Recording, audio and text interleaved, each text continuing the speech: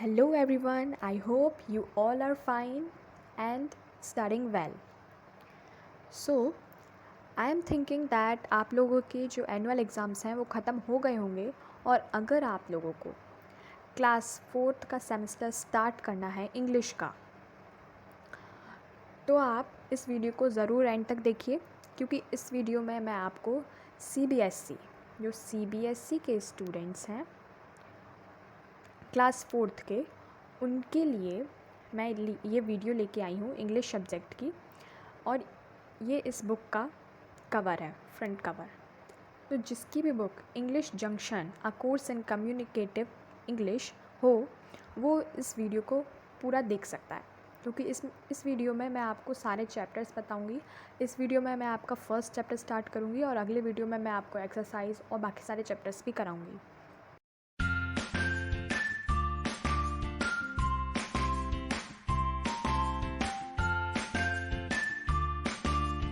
So introduction तो हो गया है, तो हम अपना फर्स्ट चैप्टर स्टार्ट करते हैं। फर्स्ट चैप्टर का नेम है the parrot who wouldn't talk. एक पैरट जो बात नहीं कर सकता। आज हम उसकी स्टोरी पढ़ेंगे। सबसे पहले हम राइटर का नेम जान लेते हैं।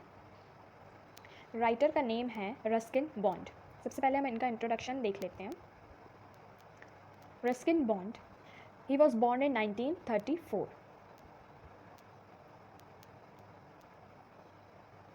and he is still alive and he is one of the India's best loved storytellers.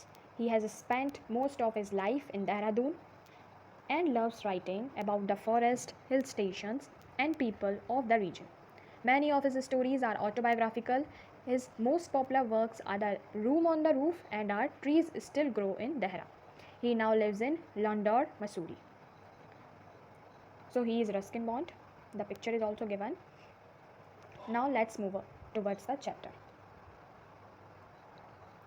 When I was growing up in Mussoorie, here the poet, the writer itself introduces itself that when I was growing up in Mussoorie, almost all our neighbors kept a parrot or parakeet. Sometimes these birds would learn to talk. They would say things like study child study or don't be greedy, don't be greedy. These words and phrases were of course learned after some members of the household had repeated them many times in front of the bird. So Hindi explanation है इसकी कि जब लेखक मसूरी में बड़े हो रहे थे तो उनके जो आस पड़ोस वाले लोग थे वह हमेशा एक पैरट रखते ही थे या फिर पैराकीट या पैरट रखते ही थे, तोता। तो और ये लोग इन पक्षियों को बोलना सिखाते थे और क्या सिखाते थे कि पढ़ो बच्चों पढ़ो, study child study and don't be greedy, लालची मत बनो, लालची मत बनो। तो ये कुछ शब्द थे जो लोग उन पैराकीट्स या पैरोट को सिखाते थे ताकि जो उनके घर के मेंबर हैं या लोग हैं वो इनसे कुछ सीखें और ये हमेशा ये चीज़ें रिपीट करते रहें। Then but are parrot refuse to talk. अब जो इनका पैरोट था वो हमेशा मना कर देता बात करने से। He had been bought by Aunt Ruby from a bird catcher who visited all the houses on our road. Grandmother and grandfather did not want a caged parrot or bird as a pet, but Aunt Ruby insisted. अब उनका parrot तो बात करने से मना कर देता था, लेकिन ये जो पैरोट है ये आंट रूबी एक इसमें कैरेक्टर है, उन्होंने एक बर्ड कैचर से लिया था जो घर घर जाकर ये पैरोट वगैरह देता था पैसों में। लेकिन जो उस घर में ग्रैंडमदर और ग्रैंडफादर रहते थे उनको एक ऐसा पक्षी नहीं चाहिए था जो हमेशा पिंजरे में बंद रहे, लेकिन आंट रूबी की ज़िद थी इसलिए उनको मानना पड़ा। The next page. So she bought the parrot and tried to teach him to talk, but the parrot did not like her at all. Kiss, kiss, Aunt Ruby would say, putting her face close to the bars of the cage, but the parrot would move back, his beady eyes getting smaller with anger. So in this paragraph, Aunt Ruby ने एक parrot लाया और वो उसे कुछ सिखाने की कोशिश करती थी या बात करने की कोशिश करती थी, लेकिन जो पैरोट था, जो तोता था, वो आंट रूबी को बिल्कुल भी पसंद नहीं करता था। आंट रूबी कहती थी कि मुझे किस करो, लेकिन वो ऐसा नहीं करता था। जब वो अपने मुंह को उसके केज के पास में लाती थी तो वो पीछे हट जाता था और अपनी आइज़ को स्मॉल करके उसको गुस्से से देखता था कि ये क्या करवा रही है मुझसे, क्योंकि वो बिल्कुल पसंद नहीं करता था। The next, One day he lunged forward and pushed my aunt's spectacles off her nose. After that, Aunt Ruby did not like the parrot anymore. She started making faces at him and calling out, "You are useless, can't talk, can't sing, and can't dance." अब एक दिन क्या हुआ, जब aunt Ruby ने अपना मुंह उसके पिंजरे के पास करा तो उसने अपनी चोंच से उसके चश्मे को गिरा दिया। फिर उसके बाद से आंट रूबी को भी वो पैरोट बिल्कुल पसंद नहीं आया और वो भी मुंह बनाने लगी उसको देख के, क्योंकि वो भी उसको बिल्कुल नहीं पसंद करता था। और क्या कहती थी आंट रूबी उसको कि तुम यूज़लेस हो, बिना काम के हो, तुम बोल भी नहीं सकते, तुम गा भी नहीं सकते और तुम नाच भी नहीं सकते, इसलिए तुम कोई काम के नहीं हो।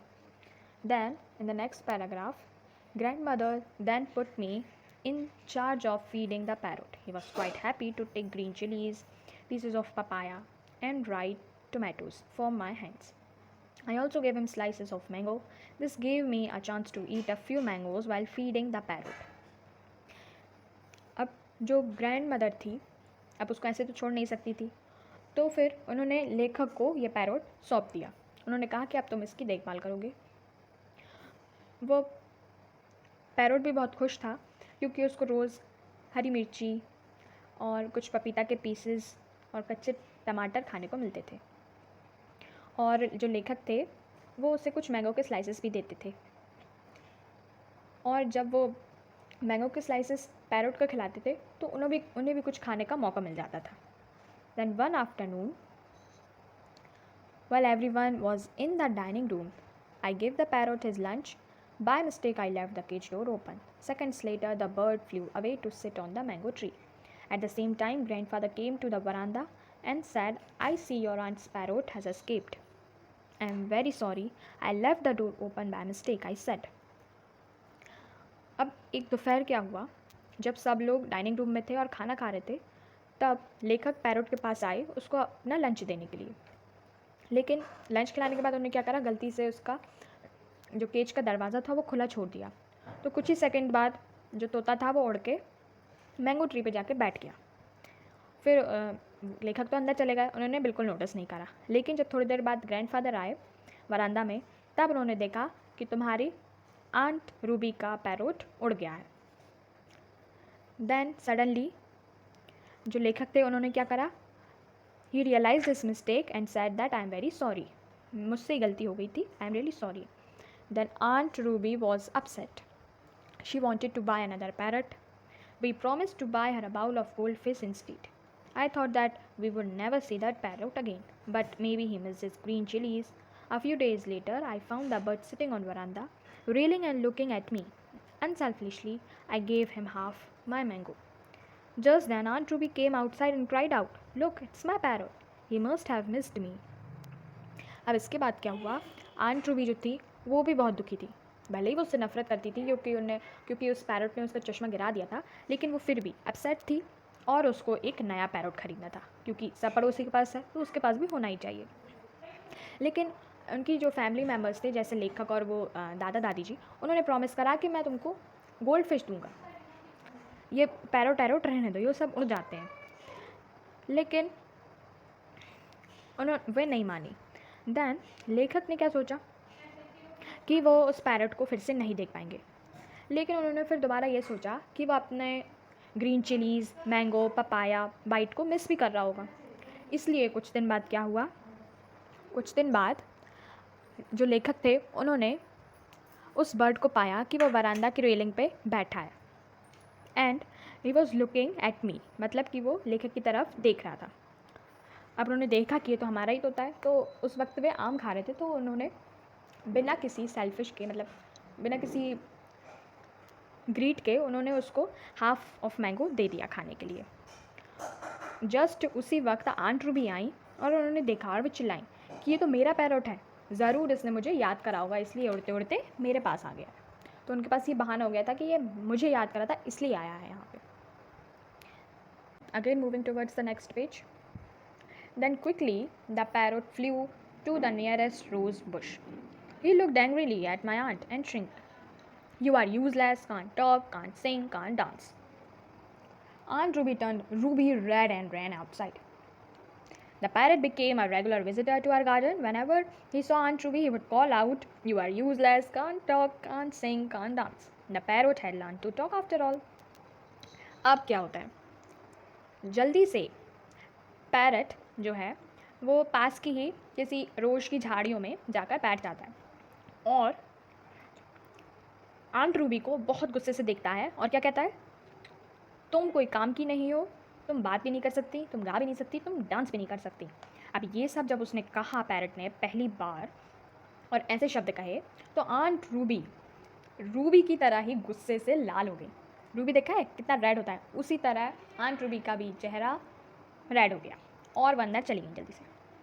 अब जो है पैरट, अब उसको पिंजरे में भी बंद नहीं करना पड़ता है, इस लाइन में हमें मालूम चलता है। अब ये जो पैरट है रेगुलर विजिटर हो गया, मतलब रोज़ आता है, रोज़ जाता है, रोज़ कुछ खाता है और कुछ बोल के भी जाता है। अब इसे पिंजरे में बंद करने की भी ज़रूरत नहीं पड़ रही थी। और वो जब भी आंट रूबी को देखता है तो वो सेम सेंटेंस कहता है, "you are useless, can't talk, can't sing, can't dance." यही सेम सेंटेंस वो हर बार कहता है जब भी वो आंट रूबी को देखता है। अब क्योंकि जो पैरट है वो बोलना तो सीख ही गया था, तो वो जिसको पसंद नहीं करता था, जो आंट रूबी थी स्पेशली, वो उनको ये 3-4 शब्द कह ही देता था। और बाकी सबके लिए मीठा मीठा गाना और ये जो बच्चों के लिए जो थॉट्स रहते थे कि मतलब स्टडी चाइल्ड स्टडी या डोंट बी ग्रीडी, ये सारे सेंटेंसेस भी वो बोलता था। मीन्स फिर वो अदर पैरट्स की तरह भी था और जो ग्रैंडफादर और ग्रैंडमदर की भी एक विश थी कि उन्हें केज्ड बर्ड नहीं चाहिए, है ना, तो वो भी उनकी विश भी पूरी हो गई थी। So this was all the chapter. तो नेक्स्ट वीडियो में हम इसके सॉल्यूशंस देखेंगे। इसमें कुछ क्वेश्चन एंड आंसर्स हैं, मैथ्स द फॉलोइंग हैं, है ना, और कुछ ग्रामर पार्ट भी है, तो वो भी हम करेंगे नेक्स्ट वीडियो में। तो don't forget to watch the next video and forget the notification as fast. Click on the subscribe button and press the bell icon too. Thank you and bye bye. Study well.